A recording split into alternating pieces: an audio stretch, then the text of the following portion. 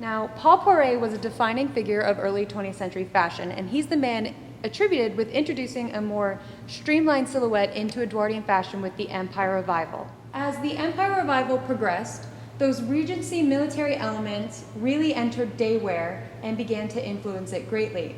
Skirts also started to narrow a great deal, so much so that in 1911, Poiret debuted what was known as the Hobble Skirt. So called because it had a hem circumference so small that women couldn't take a full step. They had to hobble. Now, it was a bit contradictory for Poiret to claim that a woman didn't need a corset only to restrain her ankles. In fact, he's known for his quote, "I freed the bosom, shackled the legs."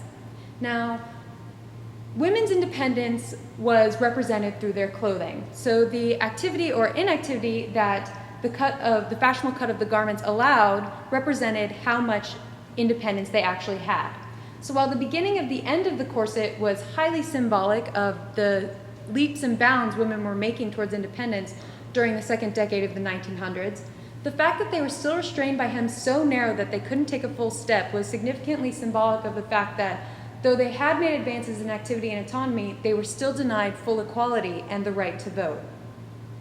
Now, the hobble skirt would reach its extreme in 1911.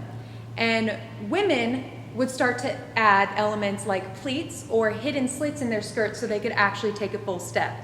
Hem circumferences also started to narrow a bit till 1914, when the Great War hit and fashion would require more comfortable, practical styles, and the hobble skirt would be banished forever.